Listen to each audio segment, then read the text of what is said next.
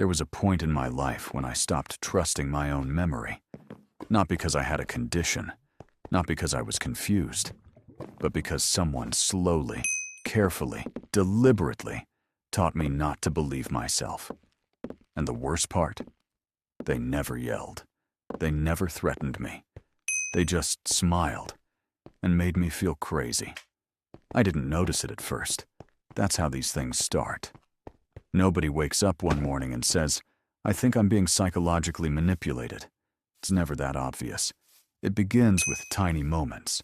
Moments so small, so easy to dismiss, that you almost feel dramatic for even noticing them. At the time, I was in a relationship with someone everyone loved. They were calm, charming, thoughtful in public. The kind of person people described as emotionally mature. They knew exactly what to say, exactly how to carry themselves, exactly how to make everyone around them feel like they were the reasonable one in every situation, including me. In the beginning, they made me feel seen in a way I hadn't felt before. They remembered little things I said. They noticed my moods. They'd say things like, "I can tell when something's wrong with you before you even speak." Back then, I thought that meant they understood me. Now I know it meant they were studying me. And that was the first thing I didn't understand about manipulation. The most dangerous people don't control you by overpowering you. They control you by learning you. The first strange moment was so minor I almost forgot it happened. We were talking about dinner plans. I clearly remembered them telling me they wanted to go out Friday night. I even rearranged part of my schedule for it. But when I brought it up later, they looked at me with this weird mix of amusement and concern. "I never said Friday," they told me. "You must have misunderstood." I paused, because I knew what I heard. But they said it so confidently that I started replaying the conversation in my head. Maybe I had misunderstood. Maybe I filled in the gap myself. Maybe I had been distracted. So I apologized. And that should have been nothing, right? Just a normal misunderstanding. Except it kept happening. Little things at first. They'd deny saying something I clearly remembered. They'd claim I had agreed to things I never agreed to. They'd remind me of conversations that, according to them, had definitely happened. But I couldn't remember it all. And every time I hesitated, they'd do the same thing. They'd sigh, smile gently, then hit me with a line designed to make me doubt myself. "You've been really stressed lately. I think you're mixing things up. You always do this when you're emotional. I'm not judging you, I'm just worried." That's the thing about gaslighting. People think it's just lying. It's not. It's the systematic destruction of your trust in your own perception. And when it's done well, it doesn't feel like abuse. It feels like concern. At first I fought it. I'd say, "No, I remember this." And they'd answer, "Then why are you the only one who remembers it that way?" That line stayed in my head, because they were right. It was always just me. No witnesses, no proof, no evidence. Just my memory against their certainty. And certainty is powerful, especially when you're tired. Especially when you care about the person. Especially when they sound more stable than you do. That's when I started doing something I'd never done before. I began taking mental notes after conversations. Not because I was suspicious at first, because I was scared. Scared that I really was forgetting things. Scared that maybe I was becoming irrational. Scared that maybe they were right about me. I remember one night so clearly. We had a conversation in the car. I was talking about something they did that hurt me. Nothing dramatic, just something cold, dismissive, subtle. I said, it made me feel small. They didn't respond right away. Then they laughed, not loudly, just under their breath, like I'd said something naive.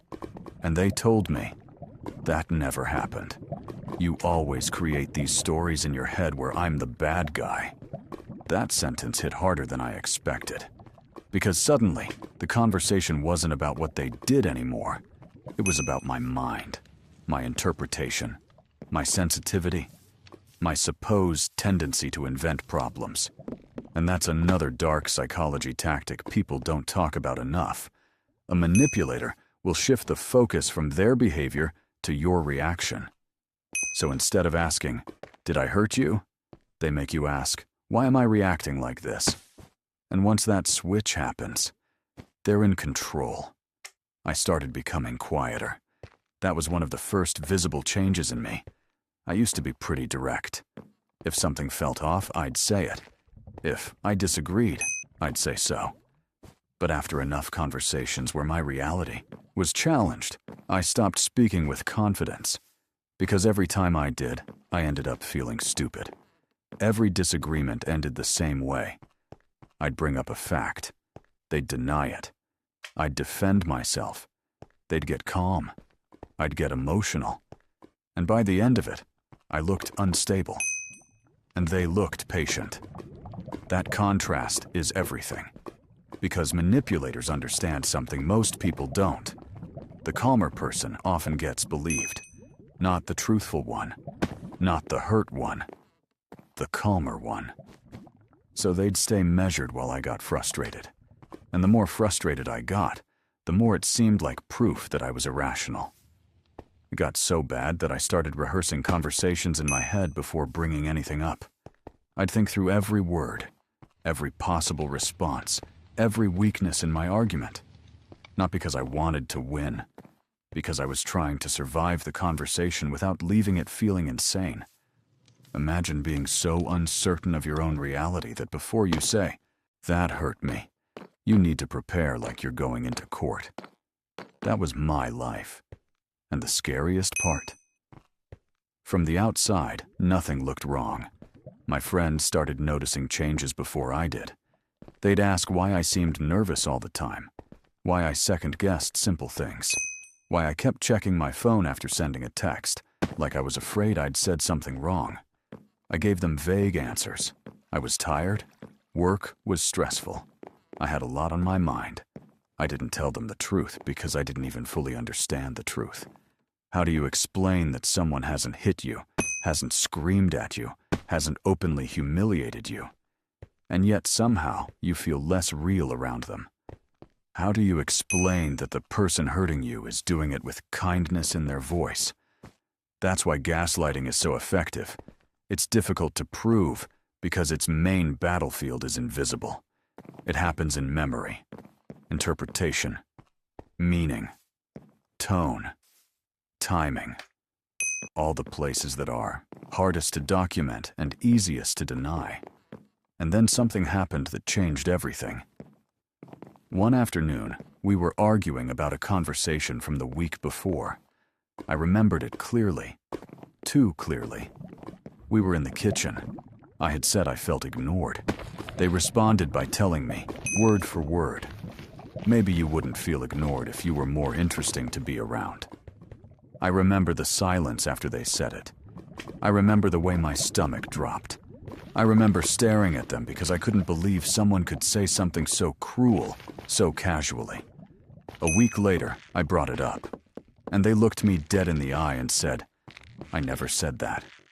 Not only that, they said I was twisting their words because I wanted a reason to be hurt. Then they added, "Honestly, this is getting scary. I think you believe things that never happened." That line froze me, because it wasn't just denial anymore. It was escalation. They weren't simply disagreeing with my memory. They were pathologizing it, making it sound like my mind itself was unreliable, dangerous even. And for a second, I broke. I actually sat there thinking, what if they're right? What if I had imagined it? What if I was becoming unstable? What if the version of reality I was holding on to wasn't real at all? That was the moment I understood how powerful this kind of manipulation really is. Because when someone can make you question your own mind, they no longer have to control your choices directly. You do it for them. You silence yourself. You edit yourself. You distrust yourself. You abandon your own instincts before they even need to challenge them. That's the end goal. Not controlling your actions, controlling the lens through which you interpret reality. But here's what they didn't know. A few days before that argument, I had started journaling. Nothing dramatic, just dates, conversations, exact phrases, times, details. I wasn't even doing it to catch them. I was doing it because I was desperate. I needed something outside my own head. So after they denied saying it, I checked. And there it was. The date, the setting, the sentence. My reaction right after. All written down minutes after it happened. My hands were shaking when I read it. Not because I was wrong, because I was right. And I realized in that moment that the most devastating part of gaslighting is not the lie itself. It's what happens to you while you're trying to verify the truth. The exhaustion, the confusion, the self-betrayal, the way you slowly detach from your own instincts just to keep the peace. That journal entry was the first crack in the illusion. Once I had one confirmed moment, I started seeing the pattern everywhere. The selective memory, the fake concern, the subtle reversals. The way every conversation somehow ended with me apologizing for things they had done. It wasn't random. It was strategy. Maybe conscious. Maybe not fully. But strategy all the same. And suddenly, all those moments I thought were isolated misunderstandings started linking together, like pieces of something much darker. They hadn't just been disagreeing with me. They had been training me to distrust myself. Leaving didn't happen overnight. That's another thing people oversimplify. Once you realize you're being manipulated, the story doesn't instantly end. Realization is not freedom. Sometimes, it's just the beginning of grief. Because now, you have to face two painful truths at once. They were lying to you, and you were learning to lie to yourself. That second part hurts more. I had ignored my instincts. I had explained away red flags. I had mistaken confusion for love, patience for safety, and self-doubt for self-awareness. But once I saw the pattern, I couldn't unsee it. I started trusting my notes more than their tone, my memory more than their certainty, my body more than their explanations. And the strangest thing happened. The more I trusted myself, the more angry they became. Not loudly, not obviously, but the mask started slipping. They became colder when I asked precise questions, more defensive when I referenced exact events, more irritated when I didn't instantly accept their version of things. That's when I knew for sure. A healthy person might disagree with your memory. A manipulator needs you to abandon it. So I left. And even after I left, the damage stayed with me longer than I want to admit. For months, I still second-guessed myself over tiny things. I reread texts too many times. I questioned my tone, my wording, my recollection. Because psychological manipulation doesn't end when the person leaves your life. Sometimes, it keeps speaking in their voice, through your own thoughts. But that voice gets weaker. It does. Every time you trust what you felt. Every time you stop asking people to validate what you already know. Every time you choose clarity over confusion. It gets weaker. So if you're wondering what gaslighting actually looks like in real life, it's usually not dramatic. It's subtle. It sounds like, that never happened. You're too sensitive. You always remember things wrong. You're imagining problems. I'm just worried about you.